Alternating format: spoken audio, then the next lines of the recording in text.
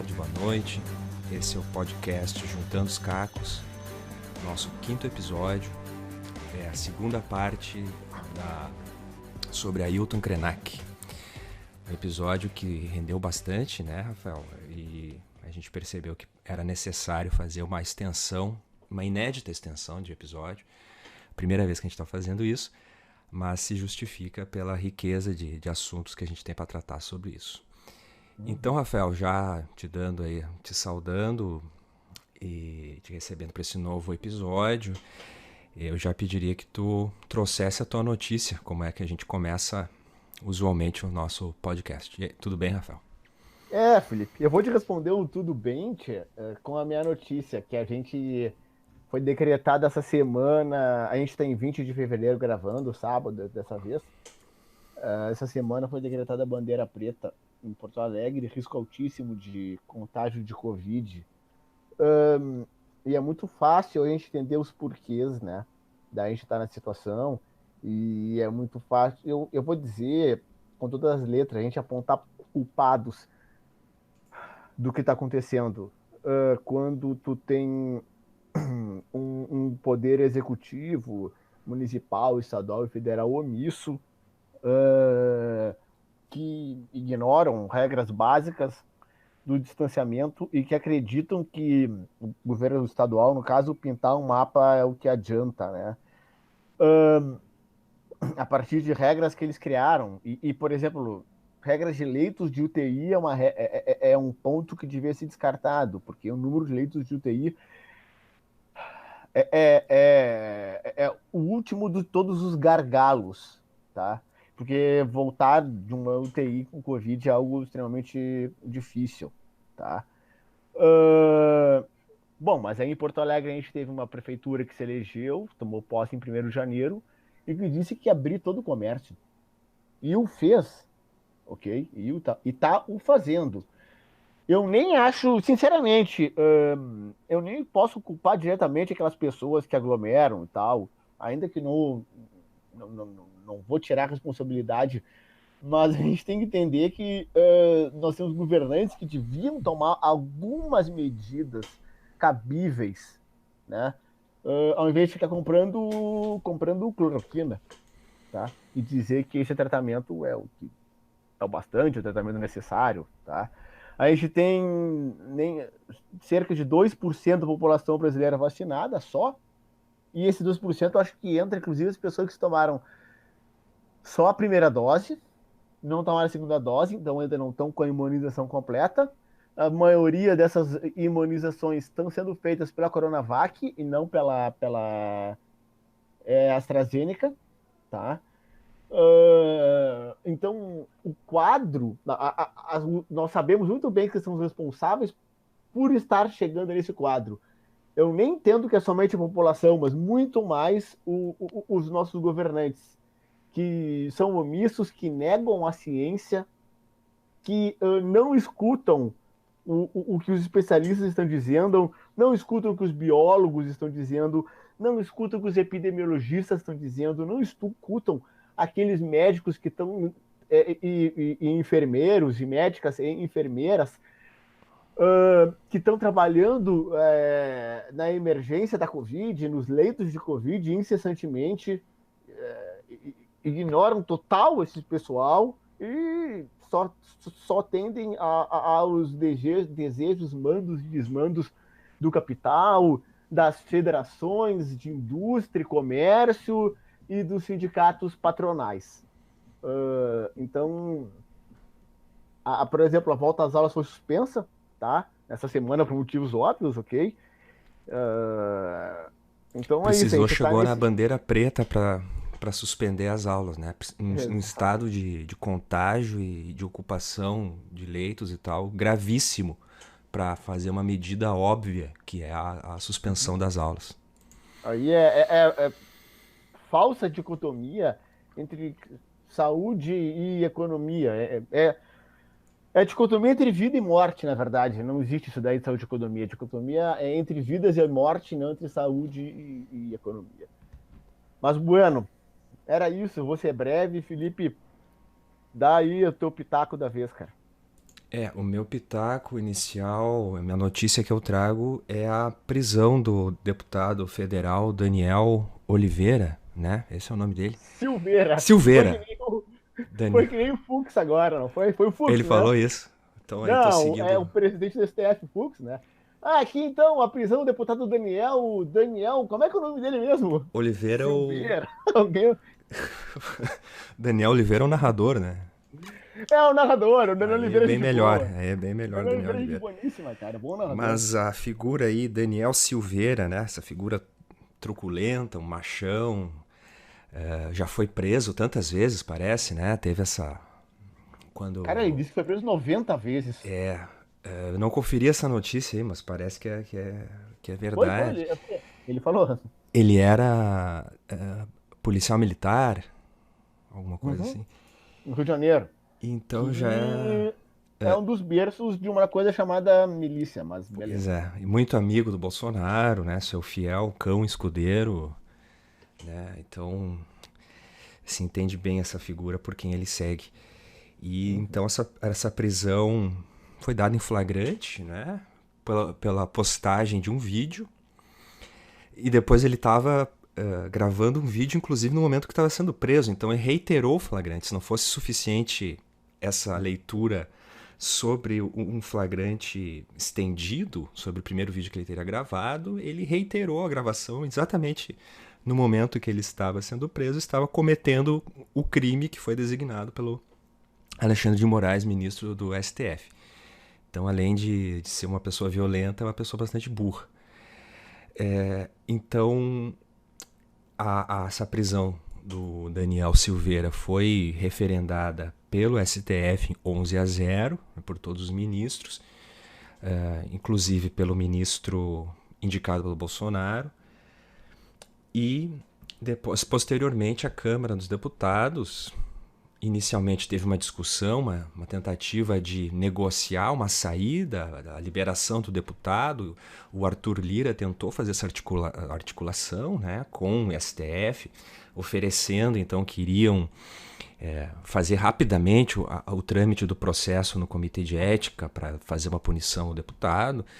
O STF não quis entrar nessa negociação e prevaleceu nessa semana que o deputado deveria ser, a prisão do deputado seria referendada pelo plenário da Câmara dos Deputados. Foi por uma margem bastante significativa, né? Foi mais de 100 votos, e essa prisão foi mantida. Ela traz alguns elementos que poderiam ser discutidos juridicamente, e aí alguns especialistas apontaram uma preocupação com o uso, por exemplo, da Lei de Segurança Nacional, e que o uso dessa lei, o STF poderia ser, a Polícia Federal poderia ser pressionada, depois dela ter sido utilizada contra esse deputado, poderia ser pressionado para a utilização contra movimentos sociais, né, contra movimentos anarquistas, revolucionários, e para usar para reprimir essas pessoas. Bom, afinal, elas estariam defendendo a queda da República, um ataque às instituições, etc. É um risco que a gente tem que tem que prestar atenção, acho nisso, com certeza. Mas também, ao mesmo tempo, um movimento que as instituições fazem, e a gente tem que ter também um olhar crítico sobre isso, né? Porque as instituições são pautadas pelos interesses de classe, e os interesses que prevalecem, que tomam conta, são o interesse dos grupos ricos, dos grandes grupos burgueses, enfim, do capitalismo, né? Mas então se chegou a um limite, se chegou a um momento que foi organizada essa ação mais forte, e que, por enquanto, nessa conjuntura está prevalecendo, então, essa ideia temporariamente de perseguir esse tipo de manifestação, embora fosse um deputado inexpressivo, que não tivesse articulação política forte dentro da Câmara, né? O pessoal pelas notícias que a gente teve, era alguém que não tinha negociação, era meramente um extremista, uma pessoa de extrema direita, né, que não tinha negociação política, usava o seu mandato como um palanque para suas diatribes e seu discurso de extremista. Sobre isso que tu tá falando, um cara que trouxe no Twitter, o Orlando Calheiros, que é um cara, é um antropólogo, Rio de Janeiro, já falei aqui sobre esse cara, ele diz como o Daniel, ele é importante para essa rede de fake news e de comunicação bolsonarista, ok? Ele é um dos caras que espalha fake news por WhatsApp, Facebook, todas as redes sociais, tá? Para essa estrutura de redes bolsonaristas, ele era um cara bastante importante, tá? Mas tu falou uma coisa interessante, um ponto interessante, né? Que ele era como um cachorro, né? Do Bolsonaro. E como um cachorro, ele foi abandonado na estrada. Porque o Bolsonaro, a rigor, não se movimentou. Inclusive, Orlando disse que esse Daniel ele era mais importante do que outras pessoas, como a nazista, aquela que organizou os 300 do Brasil. Sim. Não vou dizer o nome. Não precisa. O nome. Os argentinos dizem que dizer o nome do presidente que faleceu essa semana agora traz azar. Esses nomes não tem que ser dito. Vamos seguir, cara. Ou então outro jornalista, aquele de alta. Como é que ele falou? Performance. Essas figuras aí, mas o Daniel era mais importante que esses dois caras dessa estrutura de fake news e de comunicação bolsonarista, tá? Justamente porque ele fazia parte dessas questões ligadas à polícia militar carioca. Outra coisa, acredito que é para discussão, não sei se você chegou a olhar um texto do jornalista Leandro Demore para o Intercept, né? Que ele falou, olha, cara, não foi xingar os ministros que levou ele à cadeia, foi porque ele incitou o fechamento do STF. E ele diz que não gosta da Lei de Segurança Nacional, é uma herança da ditadura, mas é o que está segurando, né, que a gente não volte não caia num buraco maior ainda. E ele bota, olha, o STF de repente é a última fronteira da legalidade, ainda que nós não gostemos muito disso, né? Ainda que em vários outros momentos não tenha sido essa fronteira de legalidade e tenha permitido avanços, né, da extrema-direita. Veja-se o golpe de 2016 e reforma trabalhista, previdenciária, exato. Né, perda de direitos, tudo isso eles escalaram porque está em alinhamento com o seu programa, digamos. Né? Exato. Tem razão. Bueno. Bom, Rafael, podemos passar então para a segunda parte do Ailton Krenak? Lógico, Felipe. Então vamos começando. Uma coisa que tu tinha me pedido para a gente conversar um pouco sobre essa questão do território para as populações indígenas, tá? Aí eu vou trazer aqui 2 pontos de vista rapidão. Talvez não tão rapidão assim, mas beleza. Um que tu tinha me falado para trazer o antropólogo João Pacheco, que eu acho que eu tinha chamado João Fragoso na semana passada, mas eu confundi o sobrenome, cara. Bem, sou burro. O João Fragoso é um historiador, professor de história da UFRJ, e o Pacheco é da antropologia da UFRJ. Aí o Pacheco traz o conceito de territorialização, né? Que é um processo de uma reorganização social, e essa reorganização social ela vai implicar em 4 coisas, que é, primeiro, a criação de uma nova unidade sociocultural mediante o estabelecimento de uma identidade étnica que vai te diferenciar das demais, tá? Segundo, a constituição de mecanismos políticos especializados, ou conhecimento desses mecanismos especializados que garantiriam o acesso à terra, tá? Terceiro, a redefinição do controle social sobre os recursos ambientais. E 4, e muito importante também, a reelaboração da cultura e a relação com o passado. Por quê, Felipe? Porque muitas dessas populações, como os Krenak, a partir do contato com os portugueses, né, e de todos os processos de genocídio, epistemicídio sofreram, lhes foi negado o seu passado, ok? Lhes foi negado o seu passado, lhes foi tirado o seu passado, e lhes foi dito que eles não têm uma história, né? Ok? Foi dito por que eles não têm passado, que eles não têm história, porque, por exemplo, eles não têm escrita, só têm oralidade, mas isso é um assunto que a gente vai conversar mais um pouquinho, vamos segurar aqui, tá? Então, houve a necessidade de se não de se recriar o passado, mas de se reelaborar esse passado, tá? E é por isso que depois de Constituição, por exemplo, depois de Constituição de 88, houve tantas demandas por demarcações de territórios indígenas, ok? Porque as populações viram que teriam a possibilidade agora de que suas demandas e essas lutas seriam finalmente atendidas, ok? Depois do período colonial, do período imperial, de um período republicano inicial que previa tão apenas a tutela da população indígena a partir do SNI, sistema... SPI, Serviço de Proteção ao Índio. O SNI era outra coisa, cara. O cara já fica... previa, então, tão apenas a tutela, né? E a inserção, a absorção dessa população dentro do território brasileiro e da população brasileira. Como disse o nosso ex-ministro da Educação, o Abraham Weintraub, lembra que ele tinha falado que não gosta de testar roteiro em povos indígenas, só a gente teve o povo brasileiro, uma fala extremamente racista, preconceituosa e nojenta, que é tudo que é esse cara aí, Felipe. E eu também vou trazer, eu cheguei a te mandar essa semana um artigo da Le Monde Diplomatique, né, de setembro de 2020, Canto do Povo e de um Lugar,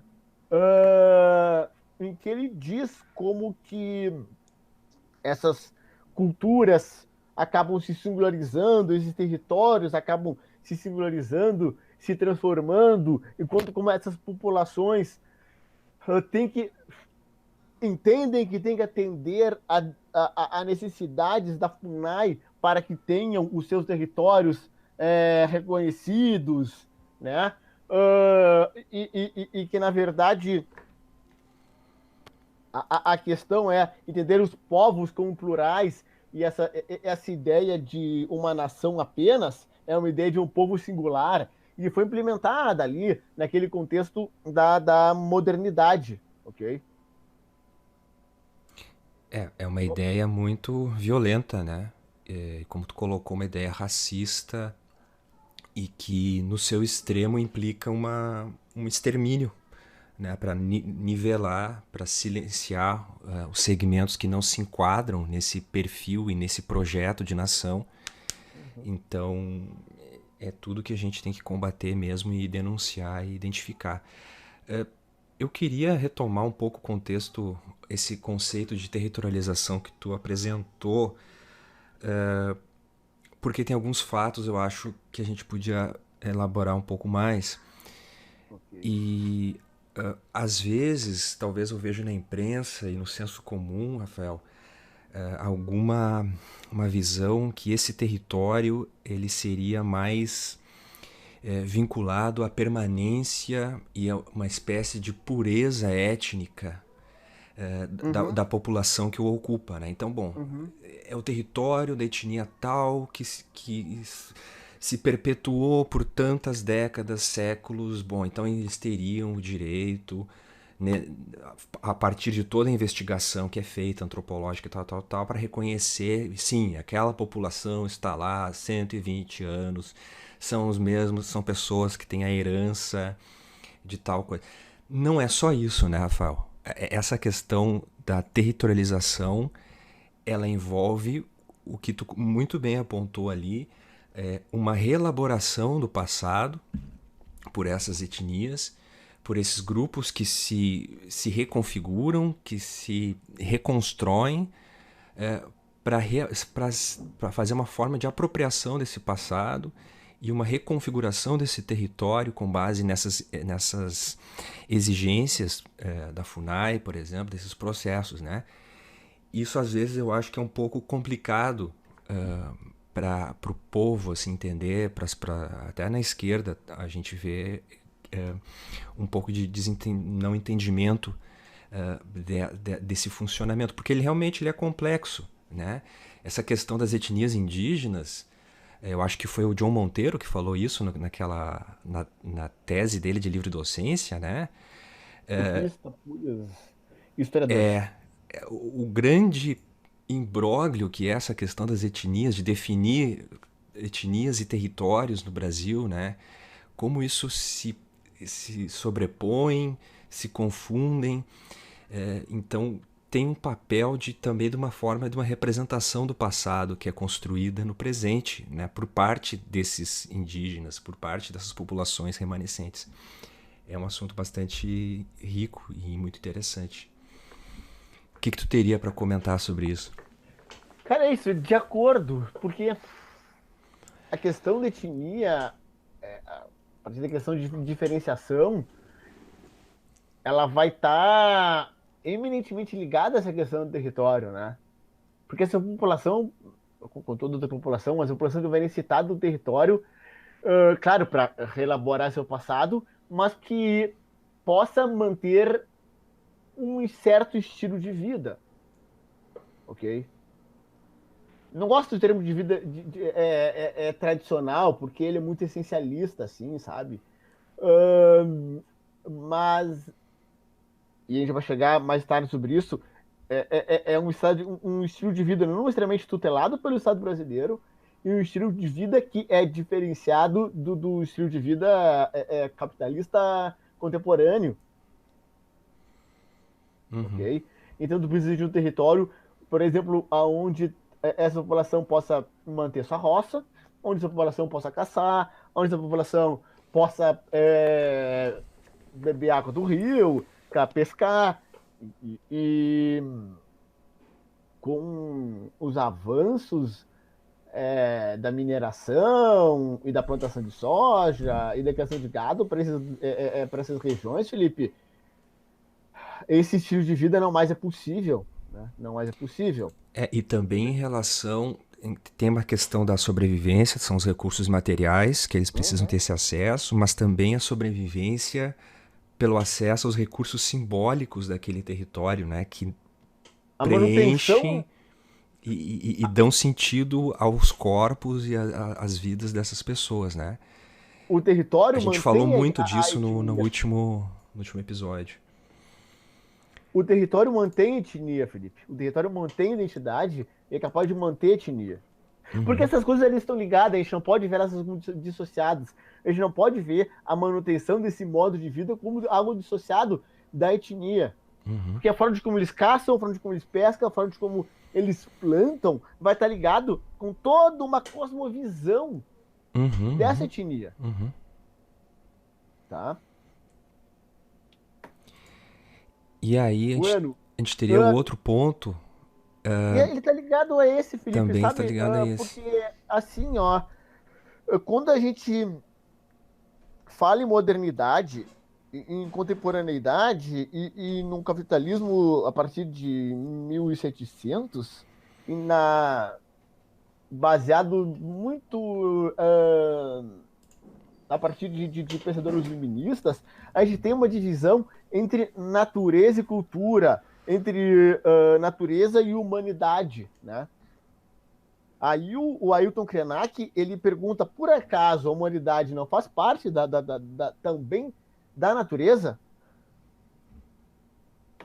O que significa esse distanciamento da humanidade com a natureza, de cultura para a natureza?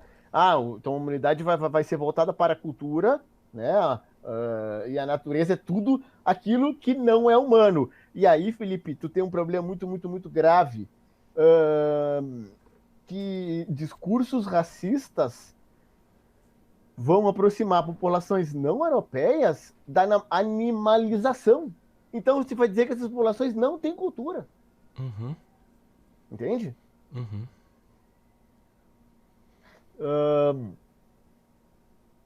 Mas, Felipe, tu queria. Eu ainda vou Vai, seguir nesse vai. ponto. Não, se eu já estiver repetindo algum ponto do outro episódio, tu me interrompe. Mas aí entra aquela questão. Tu estava falando sobre diferença natureza e humanidade. Entra bastante uma questão de uma utilização predatória da natureza nesse pensamento capitalista, né? Que vem um desenvolvimento dessa modernidade, resultar nesse capitalismo absolutamente intenso e destruidor que a gente está vivendo hoje. E ele é permitido e ele se fundamenta, ele tem o contexto nessa divisão, né? Humano e natureza, aonde se projeta a natureza como um objeto a ser usufruído para o desenvolvimento da humanidade, né? Então a outra é uma forma de conceber essa divisão como uma dicotomia, onde há uma absoluta repartição entre a humanidade e o seu objeto de exploração e de desenvolvimento. Então entrando aí também o usufruto dos animais, né, da flora e da fauna. Aí nós entraríamos também na questão da divisão de sujeito e objeto, que eu acho que foi um ponto que a gente falou bastante no último episódio, né? Em relação a isso, acho que sim. Aham. O que tu gostaria de trazer além disso, Rafael? Aham. Podendo talvez passar para o próximo ponto, se tu desejares. Não, a gente pode continuar, cara. Que realmente essa ideia é uma ideia vinda a partir da modernidade, né? Vinda a partir dessa modernidade, sobretudo europeia, e é por isso que tantas ideias racistas são calcadas sobre isso, né? Sim. Porque a partir dessa modernidade europeia é que tu tem os avanços colonialistas sobre a África, sobre a Ásia, e uma intensificação do imperialismo sobre o continente americano. Né? E ao mesmo tempo, Felipe, tu tem outra coisa, que é a perda da coletivização para uma individualização, tá? Uma valorização mais do indivíduo do que sobre a questão do coletivo. E que redunda, ou resulta em coisas, tchê, como, por exemplo, hoje o cara sair na rua sem usar uma máscara e sem pensar que usando a máscara está protegendo o outro cara. Isso. Porque a perda de coletividade é justamente isso. E essas populações às quais o Ailton Krenak se refere, eles têm muito forte o senso de coletividade. Porque eles têm senso de compartilhamento, de redistribuição, de reciprocidade, entende? Esses são valores que se tornam parte dessa identidade e que dão coesão para esses coletivos e para essas populações, e dão razão de ser, e fazem parte daquilo que eu chamei, Felipe, de modo de vida dessas populações, entende? Sim. E nisso está envolvido uma série de práticas e de conhecimentos para gerir essa coletividade nesses povos indígenas, né? De uma forma muito próxima aos seus territórios e com essa cosmovisão que tu salientou desde o primeiro episódio, né? Tudo tem um sentido cósmico, faz um sentido de proteção, de construção daquela comunidade. Isso são práticas, são condutas muito complexas e que são destruídas, ameaçadas pelo avanço desse pensamento moderno, pelo avanço do capitalismo que desestrutura esses territórios e desestruturando os territórios e seus modos de vida que são ligados diretamente neles, a sobrevivência daquela comunidade ela é muito ameaçada quando não acontece a questão do extermínio mesmo, né? Felipe, eu já queria passar então para o nosso próximo ponto, que a gente está falando sobre outras cosmovisões possíveis, porque a gente está muito acostumado a uma epistemologia baseada num paradigma científico moderno. E aqui eu não estou nem dizendo que a gente não tem que. Vamos lá, a gente tem que fazer as coisas com muita calma, muita parcimônia nesse momento. Que a gente não tem que dar valor ao que a ciência nos diz hoje. Né?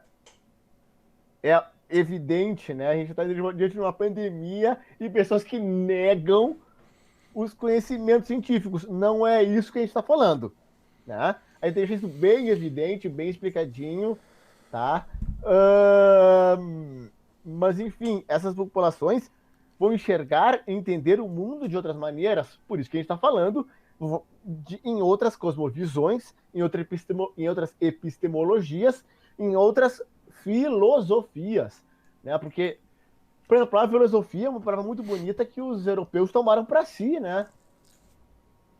E aí se fala sempre em filosofias, aí tu tem que ser o complemento. Filosofias africanas, filosofias indígenas. Não, as populações também têm suas filosofias e suas epistemologias, Uhum, entende? uhum. Ok? É, E esse conhecimento, aí tem uma coisa muito complicada, porque esse conhecimento dessas populações, essa cosmovisão, ela costuma ser reduzida à palavra folclore, tá? Vem do inglês, né, que é conhecimento do povo, e é sempre tido como um conhecimento menor. Por quê, né? Porque me parece que a origem desse conhecimento, desse folclore, ele está lá ligado ao romantismo europeu, quando no intuito de se formar uma nação, tá? Uma elite, uma burguesia local, urbana, ela parte para coletar histórias desse campesinato, tá? Aí esse campesinato europeu era uma população pobre, e eles dizendo: ah, olha só que bonitinhas essas historinhas aqui, vamos fazer historinhas para as crianças. Então tu infantiliza histórias que são histórias do conhecimento dessa população europeia, campesina, periférica, pobre desse momento, ok? Aí quando tu tem a colonização, tá, de territórios para a América e para a África, para a Ásia, tu faz o mesmo com os conhecimentos dessas populações. Tu diz que é folclore.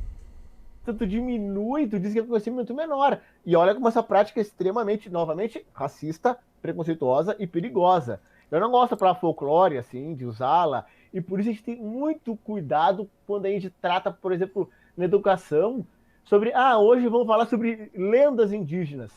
Não, vamos tratar sobre o mito de criação de tal população. Entende o uhum. que eu estou falando? Mas por que, pessoal, para essa população, o mundo foi criado dessa forma, essa população entende o mundo dessa forma, ok? É, Então essa, não existe só uma forma de se ver o mundo, não tem só uma maneira, né? Porque assim, então o folclore, Felipe, também é dizer que Deus criou o mundo em 7 dias. 6 dias no sétimo descansou? Isso também é folclore, tá? eu acho que é muito importante isso que tu tá colocando. A forma como a gente enquadra esse tipo de conhecimento, ela é fundamental assim na nossa ação social. Como tu falou, colocar como lendas, parece que tu tá falando uma historinha, que bonitinho, que pitoresco, olha como eles são ingênuos, né, de Uhum. pensar dessa forma. E aí a gente acaba reproduzindo esse pensamento moderno que, ao hierarquizar as populações, coloca essas populações indígenas como Uhum. infantilizadas, né, como ingênuas, como despossuídas da razão. E aí, Felipe, eu não estou dizendo que as histórias não têm que ser coletadas, e nem estou dizendo que as histórias não têm que ser, por exemplo, contadas para adultos e crianças brancas, porque esse contato é importante, o contato com o outro é importante, o contato com o diferente é importante. Mas aí tem que ficar sempre muito bem explicado, muito claro, que não, veja bem essa forma que as populações entendem o mundo. Um cara que faz isso muito bem é o Daniel Munduruku, tá? Ele faz isso muito bem, tá? O Daniel é um indígena, tá? E que faz isso muito bem. Então, se o cara quiser comprar um livro do Daniel Munduruku, é uma bela de uma indicação, tá? E a necessidade assim, de apresentar esse tipo de cosmovisão, de mitos de origem, eu vejo que o mais adequado é tratar isso como conhecimentos mesmo. Né? Eu Concordo, acho que como perfeito. tu coloca como mito de origem é excelente, não vê isso como uma forma de folclore, de lenda, que acaba reduzindo toda essa complexidade e tratando essas populações de uma forma infantilizada. Então, acho que esse é um ponto muito importante, né? A linguagem que se utiliza para tratar dessas populações. E aí, Eu quero Rafael, te fazer uma pergunta, diga. quero te fazer uma pergunta sobre isso, cara. Por que quando o conhecimento ele assume um caráter mais importante na escrita do que na oralidade? Eu acho que é a questão de utilizar de uma forma dicotômica a palavra conhecimento para certo conjunto de pensamentos, de formulações e não utilizar para outras, né? Então é dividir. Bom, o que os Krenak formulam é saber, é folclore. Exatamente por estar marcado por essa questão da oralidade, por estar marcado por uma forma de território que ainda não pertence a um projeto capitalista, falando do ponto de vista de quem pertence, né, ao capitalismo. Okay. Então, é algo a ser conquistado, é algo a Esse ser... ainda foi uma ato falho, mas eu vou deixar passar. Não, eu tô falando do ponto Beleza. de vista de quem é capitalista, entende? Ok, O ok, ok, desejo ok. do pensamento capitalista, do pensamento moderno, Ah, entendi. olhando para essas populações e numa visão de desenvolvimento, de progresso, ver como alguém que ainda não passou por uma etapa de desenvolvimento para chegar, para ser integrado nessa matriz capitalista. Eu penso nisso A de gente uma tem um forma senador que crítica. falou esses tempos, lembra? Um senador da República do Rio Grande do Sul falou uma coisa assim esses tempos. Sim, Passa. sim, sim. Então é isso, É, não. Eles querem ser, essas populações querem ser integradas, eles estão precisando ser, né? Então essa visão de assimilação que pertence a esse neoliberalismo, eu estou pensando criticamente, né? mas assim, não só ao neoliberalismo, porque isso é uma tendência, Mais antiga, claro, é isso, bem mais mais. antigo. As próprias reformas pombalinas de 1750 já tinham esse objetivo, tá? Uhum. É uma empreitada moderna, ela tá aí há séculos. Perfeito, e porque o Pombal ele pretendia justamente modernizar a administração lusitana e também a administração lusitana sobre os trópicos, sobre a América Sim, Portuguesa também, tá? a gente falou Mas, bastante sobre isso no primeiro episódio, essa questão da empreitada moderna e da colonialidade, né? tem Mas razão. ainda sobre essa questão do olhar de fora sobre essas populações, eu queria levantar rapidamente um assunto para a gente já passar para o próximo, que seria uma questão sobre a empatia, né? Uhum. E tem a ver com tudo isso que tu falou. Quando a gente fala de um grupo que é distinto do nosso, e nós nos localizamos como homens brancos, heterossexuais, habitantes da cidade e tal, mas a gente está falando de um grupo que é bastante distinto de nós, tem uma inserção diferente, outros contextos. Essa noção de empatia, que esse historiador que eu gosto bastante, que é o Dominique Lacapra, ele aborda e discute isso em relação à constituição dessa alteridade, né? Então, ele critica esse ponto de que haveria uma dicotomia, ou seja, uma diferença absoluta entre nós e eles, né? Que seríamos absolutamente diferentes. Por outro lado, também haveria um outro ponto dessa operação de empatia, que seria uma espécie de um mergulho nessa alteridade, um mergulho nesse outro, através de uma apropriação heróica ou de uma apropriação quase sublime, né, dessas populações indígenas, por exemplo. Pode acontecer com outras formas de população também. Então, enxergar nesse outro uma fonte de pureza, de heroísmo, de um ideal que deve ser buscado, né? Uma forma de restaurar a identidade do Brasil e outras formas assim. Então, ele critica essas duas formas de apropriação, né? Aquela que é absolutamente diferente e essa que é uma forma de um mergulho nesse outro. E ele propõe que essas operações de empatia, quando a gente está analisando, quando a gente está escrevendo ou falando sobre isso, de uma forma de uma distinção, né? Vermos como existe importantes diferenças pelo contexto, pela história de cada um desses povos, cada uma dessas populações, mas não há uma ruptura absoluta entre o nosso contexto e o contexto dessas populações, porque é possível estabelecer formas de comunicação, formas de apropriação cultural dos dois lados, que ainda assim sejam realizadas numa forma ética, né? Numa forma que não se caracteriza como uma forma de uma violência contra essas populações.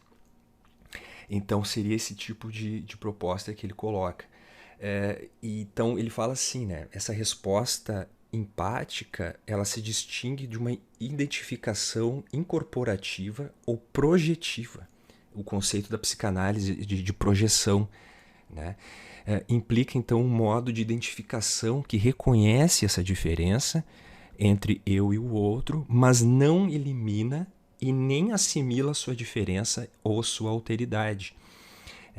Então, ela não faz uma projeção nesse outro. Eu não vou projetar os nossos problemas como do nosso contexto urbano, da nossa história como porto-alegrenses, como homens brancos e tal, para tentar reatuar isso numa projeção numa narração sobre esse outro, né? Então é algo que ele assinala que deve ter essa atenção e esse alerta ligado, né?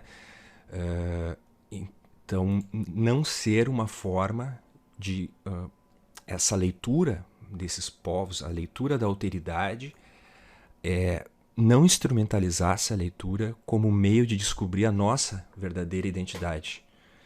Esse seria a conclusão assim, do raciocínio.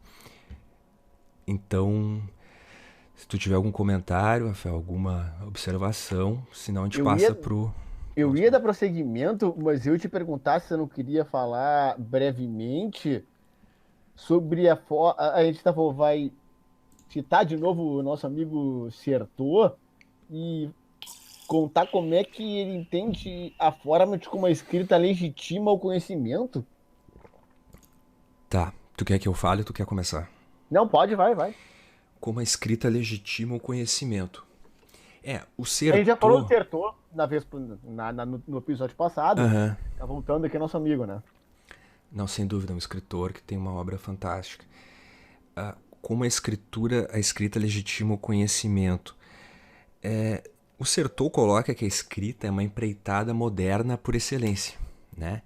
Então, todo esse contexto da modernidade coloca que a escrita é a vontade, mais do que isso, é a forma como a modernidade percebe de transformar o mundo, né? Uhum. Ele fala, claro, da construção da escrita textual, as obras, o conhecimento colocado na página mesmo, se distinguindo e formando a sua estrutura em oposição à oralidade. Então, a modernidade vendo a escrita como conhecimento legítimo por se construir nessas bases e nos requisitos científicos.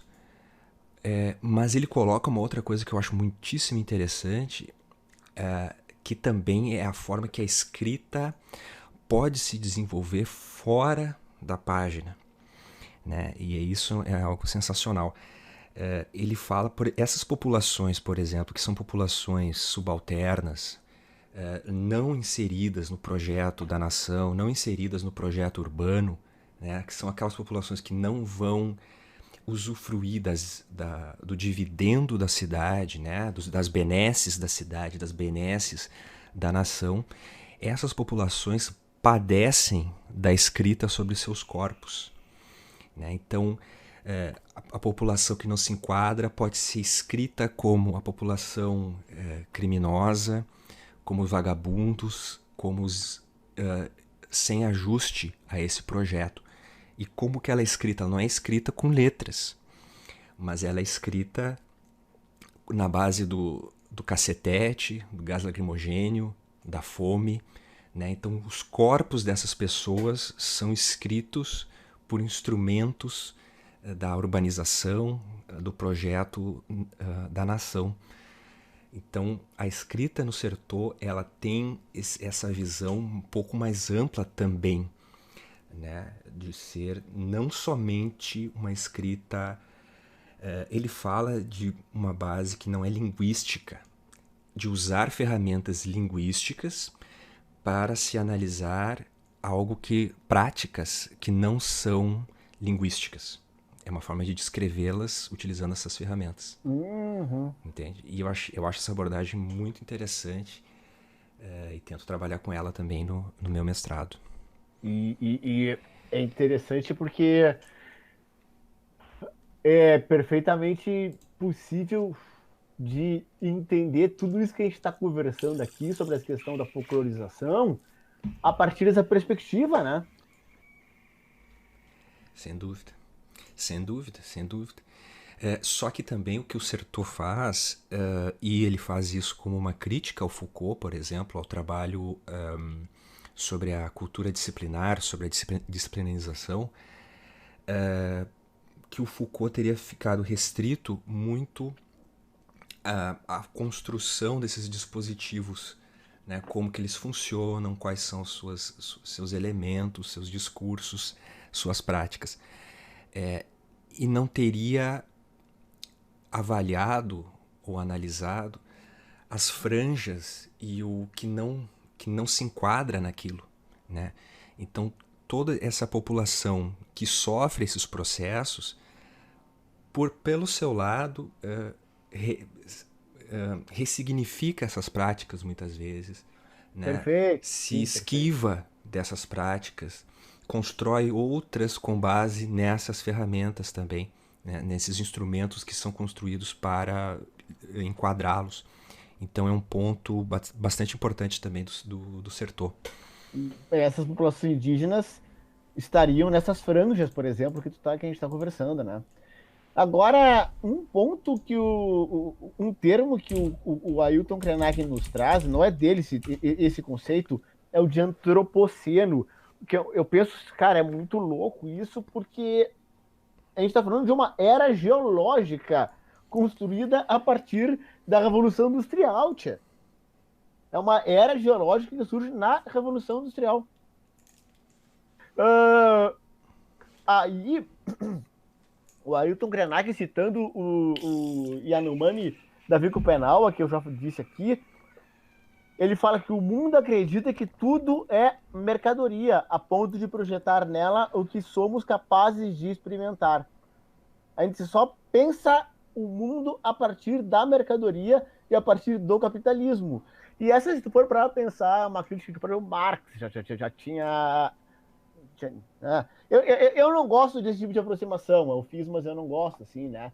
De entender essa população indígena a partir, por exemplo, de um contexto marxista, mas são coisas que a gente pode entender que são pontos em comum, em críticas em comum ao sistema capitalista, tá? Por quê, Tchê?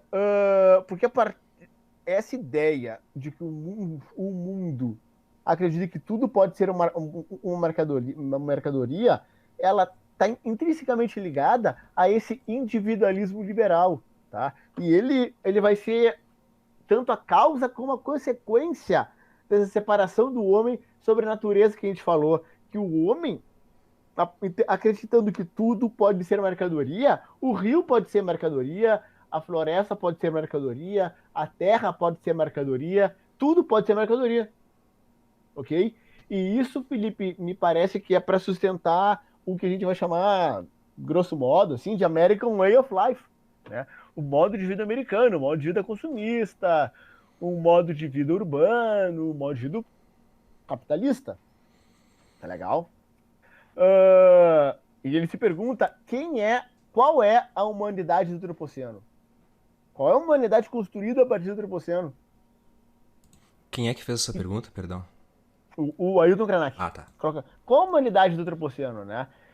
Uh, porque assim, olha, Felipe, a gente pode definir que é quando nós falamos o homem, né? O que é o homem, né? A humanidade, e que muitas pessoas dizem o homem e que só por si já é uma palavra que define status e define diferenciação, que define uma identidade e que define como se uma humanidade hegemônica fosse como uma identidade masculina, né?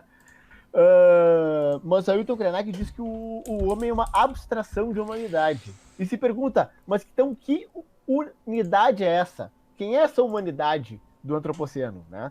E ele divide entre muitos humanos, entre aqueles que são muito humanos e aqueles que são quase humanos, entre aspas, né?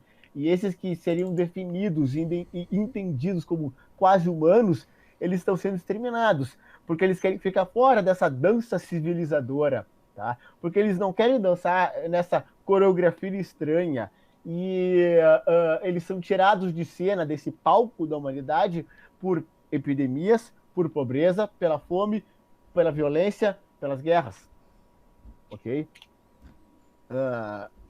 E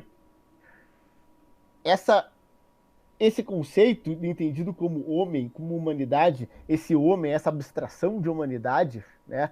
Ele vai se transformar num clube exclusivo, tá?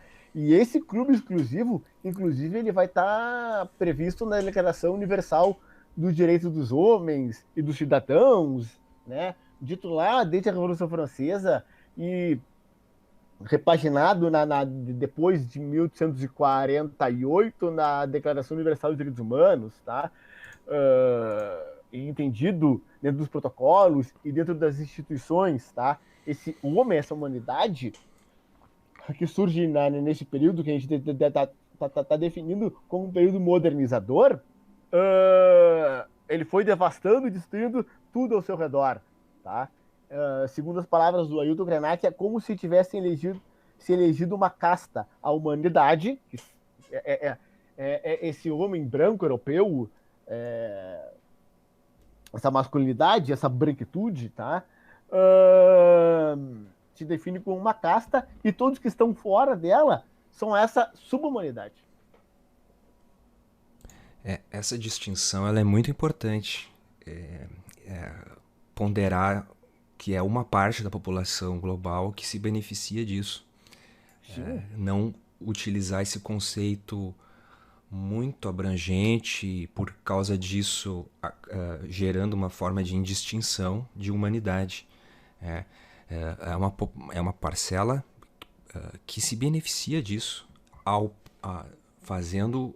causando gravíssimos problemas e ameaçando e extinguindo populações para ter esse benefício.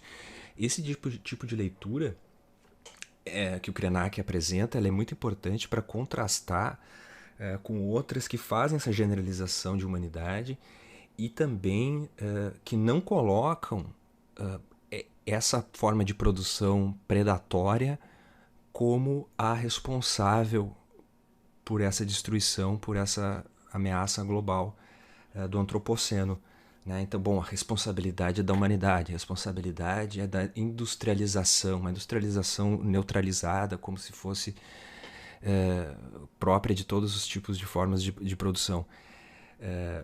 Eu penso, quando eu falo isso, num pensador, num autor chamado Chakrabarti, Dipesh Chakrabarti, que tem uma obra bastante interessante que acaba resultando numa análise profunda e bem fundamentada, mas a sua conclusão ela é preocupante e eu acho que não tem um convencimento como tem a do Krenak. Bom, a responsabilidade da destruição pelo antropoceno é da humanidade, não é o capitalismo, né? Não é a evolução do capitalismo, não é essa distinção assim. Então pensando nesse autor. O problema, Felipe, e isso o Ailton Krenak deixa muito claro, não é a humanidade, é um determinado tipo de humanidade. Essa humanidade que se diz ser a humanidade, que se diz ser os homens, que está Isso, inserido nessa Declaração Universal dos Direitos isso. do Homem e do Cidadão, lá na Revolução Francesa. Então, essa humanidade que se diz superior às demais e que diz que pode explorar todos e todas as outras. Okay? É a humanidade do progresso capitalista. É a humanidade que vai associar progresso com, a gente já falou aqui, industrialização, devastar a Amazônia, plantação de soja, tá? Por quê, cara? O Ailton Krenak vai chamar o ambiente que nós vivemos de terra-mãe. Ele associa muito a terra à feminilidade, a ideia da mulher, a ideia da mãe. E ele diz que, por exemplo, a gente pode mamar na nossa mãe até um certo ponto. A nossa mãe não vai dar leite pra gente a vida inteira. Uma hora o leite seca, o leite esgota. E aí ele se pergunta, nós podemos exaurir todos os recursos da Terra-mãe? E eu pergunto, para que esses recursos vão ser exauridos? E para quem esses recursos vão ser exauridos, Felipe? Eu tô lendo o livro da Sabrina Fernandes, que é uma socióloga, tem um canal do YouTube muito bacana, o Tese 11. Quase que eu não erro o número aqui, cara. Tese 11. E ela fala aqui que, veja bem, o capitalismo é um sistema de acumulação ilimitada. Contudo, os recursos são limitados. Entende? Uhum. Então existe aí uma dicotomia, uma disparidade dentro disso. Tá? O que é típico dentro de um sistema capitalista, né? Que são essas tensões, né? O tempo inteiro criadas a partir do capitalismo, né? Uhum. Qual livro que é? É o Se Quiser Mudar o Mundo? Se Quiser Mudar o Mundo. É um livro que cara, é bem acessível, bem tranquilo de ler. Se Quiser Mudar o Mundo, aqui da Editora Planeta. É um livro bem de boa, assim, cara. E que ela coloca umas ideias... Coloca a base das ideias socialistas, das ideias ecossocialistas e uma projeção possível de um futuro. Diz que o futuro não seria um futuro maior. Ela fala... Isso no último vídeo dela. Não, o futuro não vai ser um socialismo tipo Jetsons. Né? Uhum. Não, isso é impossível. Socialismo Jetsons a gente tem que esquecer, cara. Não vai rolar, tá ligado? E aí o Krenak continua nessa discussão do que é e do que não é uma mercadoria e de até que ponto a gente pode exaurir todos os recursos. Ele fala, olha, a humanidade... Desculpe, a natureza... Eu me atrapalhando aqui. A natureza não é uma mercadoria. A natureza não é uma mercadoria. Tá? E ao mesmo tempo, muitos cientistas são capturados por essa máquina da mercadoria, né? E são levados a desenvolver, por exemplo, mais ferramentas que explorem de uma maior maneira ou forma a nossa natureza. E aí tem uns bilionários canalha que vão querer, não, vamos para Marte. Porra, velho. Entende? Eu fico muito... Não vale a pena gastar saliva com esses desgraças nesse momento, mas você entende o que eu tô falando? Sim. Esses caras, Felipe, são 1%. Esses caras são essa casta da humanidade são os que estão ali, cara, nessa casta da humanidade que é o Ailton Krenak tá falando. Os caras se alimentam da superexploração dos seus trabalhadores, da natureza, juntam seus muitos bilhões e depois viram filantropos, né? Agora eu vou fazer filantropia, vou ajudar a fome na África lá, resolver a fome na África. Ou como o Bill Gates sugeriu essa semana para resolver o aquecimento global, soltar um pó aí na atmosfera para bloquear um pouco a luz do sol, para a gente continuar aqui, ele e outros seus amigos bilionários, a destruir mais um pouco e mais forte ainda, quem sabe, a natureza, né? Já assistiu o Expresso da Manhã, do mesmo diretor do Parasita? Não, ainda não. Deu uma merda, um palavrão que eu falei, cara. Deu um caos ambiental e que a Terra inteira congelou e o culpado foi um cientista que desenvolveu exatamente um gás que barraria Olha aí. o calor e profetizando. congelou a Terra inteira e todo mundo morreu. Olha, os caras não aprendem com a ficção, cara. É brabo. Esse O Expresso da Mas Manhã tem um seriado também, né? tem, o seriado eu não me motivei muito a ver, cara. Começou a O segunda filme é temporada agora. razoável. É com o ator que faz o Capitão América lá Chris na Evans. Marvel, tá ligado?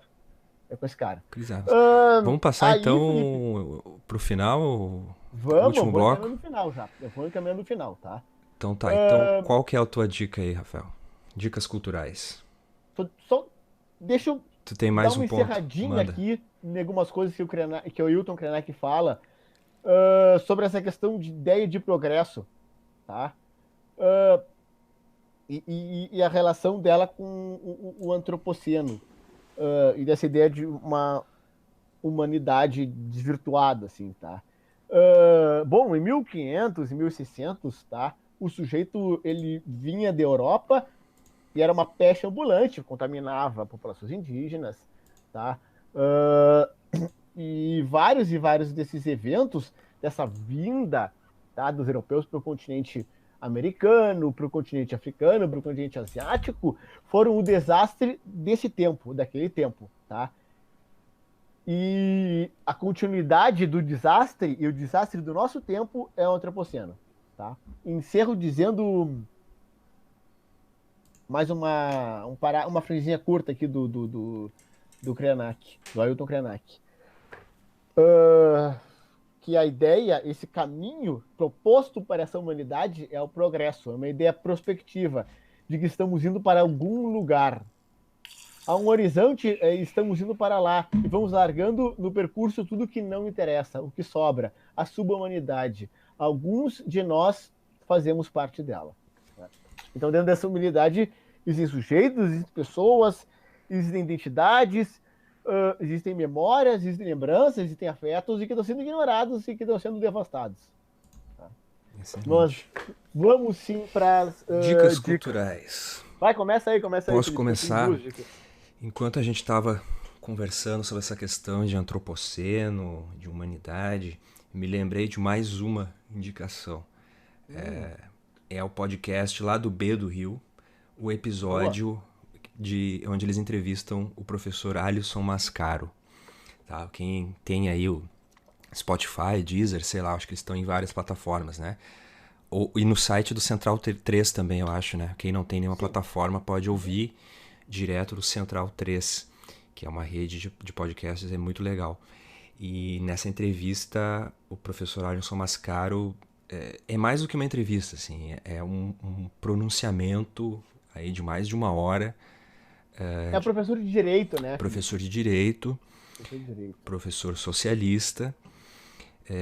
Ele faz uma defesa, uma defesa muito eloquente de uma visão para a sociedade brasileira e de uma postura política muito importante que faz muita falta nesse momento, né? Então eu recomendaria que quem está aí preocupado com a nossa situação, o que nós vamos fazer, para onde nós vamos, eu acho que ele coloca um caminho muito sólido e muito importante nesse sentido.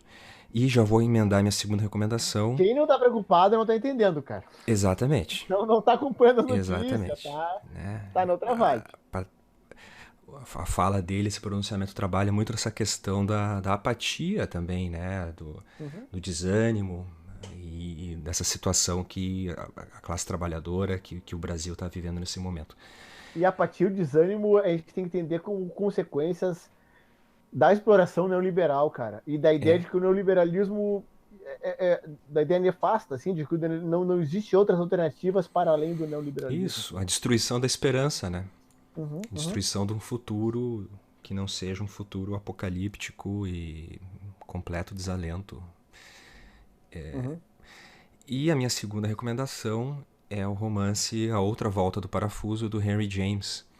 É uma novela, na verdade. Novela, isso, é uma narrativa mais curta. Eu não sei diferenciar assim, conto, eu também novela, não sei. romance. Uma novela meio termo entre eu um acho conto que e tem romance. 140 páginas, 130, por aí.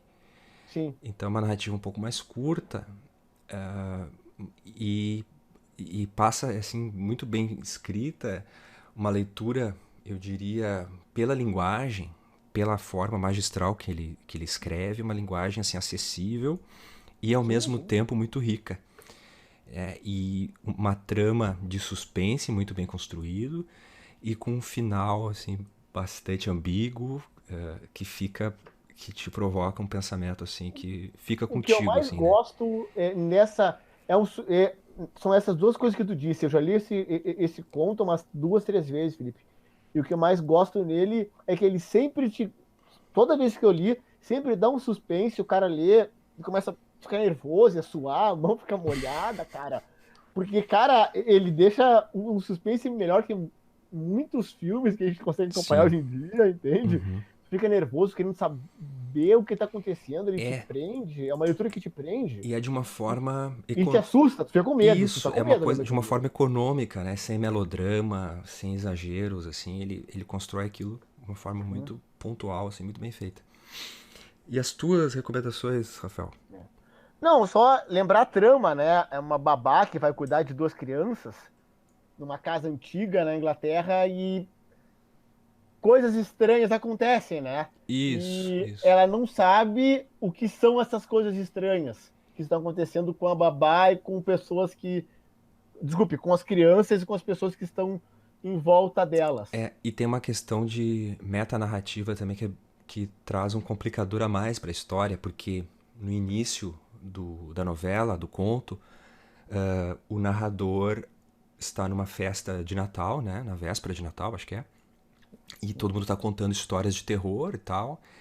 E aí ele anuncia essa história de terror e aí ele apresenta essa história para as outras pessoas, né? Então tem toda essa questão metalinguística também que traz um complicador pro final da novela também. Bueno, vou para as minhas dicas. A primeira é um conto do Philip K. Dick, que é um ator americano sensacional. Ele escreveu. é- é- Ele tem como base, tá? Ele dá base para roteiros de filmes excelentes, assim, como por exemplo o Blade Runner, tá? A base Uhum, do Blade Runner é um livro chamado Os Androides Sonham com meu Deus, Ovelhas Elétricas. O Vingador do Futuro, que a base é um conto dizendo nós podemos te recordar, te lembrar por um preço módico, que é uhum. os 2 livros são sensacionais, mas eu queria trazer um outro que tem a relação que a gente está falando, e tu vai gostar do nome desse conto, que é Tony e os Besouros. Boa. Tony e os Besouros, atenção pro nome, Para quem não sabia que sabe, o meu apelido pro pessoal da faculdade é Tony. é um belo apelido, cara. Mas enfim, Tony e os Besouros, tá? Ahn, e ele tem grande relação com essa ideia do colonialismo, porque de uma maneira semelhante ao livro que eu indiquei na semana passada, e de novo vou indicar um livro de ficção científica, tá? Tá vendo aí, pessoal? Confere que é uma das coisas que eu mais curto, cara. Ele trata da história do menino, que é o Tony, que com sua mãe e seu pai, eles moram em outro planeta. Só que nesse planeta ele é habitado por uma população. E essa população desse planeta, os humanos chamam pejorativamente de besouros. Mas a população que tem uma consciência, que tem uma. O que eles poderiam chamar de cultura, tá? No entanto, a humanidade vai lá com o intuito de realmente explorar os recursos minerais desse lugar. E, e também de dar válvula de escape da superpopulação que a Terra está passando. Né? E, bom, essa população que eles chamavam de besouros, elas poderiam ser facilmente exterminadas caso não aceitassem se submeter a essa nova realidade. E os trabalhos que eles fazem são trabalhos considerados pela humanidade como trabalhos inferiores, como o cara que é motorista, o cara que varre, o cara que. Né? A gente vê no Felipe K. Dick, ele tem várias e várias críticas assim a essa ideia de uma modernidade, essa ideia de uma modernidade capitalista, essa ideia de um colonialismo. Ele era um cara, não, pela, pela obra dele, que a gente pode posicionar um cara progressista no bom sentido e um cara colocado à esquerda, assim, tá? Eu baixei, cara, na Amazon. Já me entregando aqui, né, cara, dando dinheiro pro Jeff Não Bezos. propaganda, fazendo propaganda pra esses caras aí. Não, mas, atenção, tava de graça pra baixar na Amazon, tá? Só por isso que eu baixei. Tá bom. Tava de graça, então, beleza. Mas podem procurar de outras maneiras aí, não fazer propaganda da Amazon aqui. Bom, e outro é o filme Tropas Estelares, do Paul Verhoeven, que é um diretor sensacional, é um dos grandes diretores, assim, de Hollywood, cara, que dirigiu Robocop, o cara é muito, muito bom. Ele dirigiu Vingadores do Futuro também, né? Sim, o original, né? Sim, é o original que eu tô me referindo. Esse novo aí nem conta. Não, eu não vi também o novo. O original é excelente.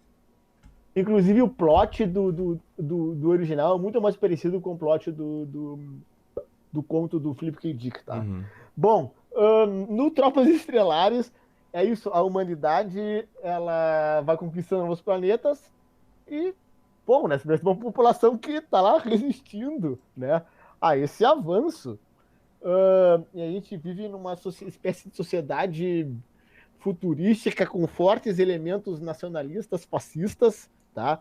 O Verhoeven foi um cara que, se não me engano, ele vivenciou a invasão nazista na Holanda, tá? Na infância dele. Então, tem certa causa, assim, né? Então, propaganda... O filme é muito legal, porque ele é intercalado, tal qual o Robocop, de propagandas da televisão. Venha, aliste-se no exército, faça parte da expansão, cumpra com seu dever patriótico, e aí mostra crianças atirando. Bom, qualquer forma qualquer relação com a realidade, né? A gente deixa pro público pensar assim. Mas ao mesmo tempo, é isso, é a forma de como populações são dominadas e são vistas por um continente europeu e por norte-americanos como próximas à animalização, tá? E se são próximos à animalização, não são humanos e poderiam ser mortos. E essas duas dicas, Felipe, elas estão próximas nesse sentido. Entende? Inclusive, o Tropas Estelares, ele é baseado num romance que não era isso, que estava exortando essa expansão, assim, e que transformava esses seres que viviam nesses planetas ocupados em os vilões. Mas aí o Verhoeven fez uma inversão da narrativa, tá? Legal, não sabia. Sim. Eu não sei, eu esqueci o nome do autor do livro, cara, mas era um cara meio ali da alt-right americana, essa gurizada. E esse filme tá nas plataformas de streaming? Eu vou dizer que eu não vi nas plataformas de streaming, eu vi de outra maneira, assim. Entendi. Tava passando uma Kombi aqui com os DVDs, com DVD, e caiu esse da Kombi. Sim. Foi sabe quando cai um incidente feliz, assim, digamos. Isso, vou ter que ver, cara. Então, ótimo. Eu não achei as plataformas de streaming, não, Felipe. Muito bem. Então tá, Rafael. Mais alguma coisa que tu quer colocar? Não, era isso aí. Desejar boa semana a todos, se cuidem aí nesse... Sigam acompanhando e divulgando o nosso podcast para os amigos, familiares e pessoas da religião de vocês. Um círculo. E seguimos aí. Pessoas do culto. Escondido aí de 2, 3 pessoas. Só não mandem para pessoas da extrema direita aí que vão vir nos... Isso. Protejam o podcast. Se cuidem. Vacina já para todas e todos, tá? É isso aí. Então tá, Rafael, um abração e até a próxima. Abraço, até a próxima.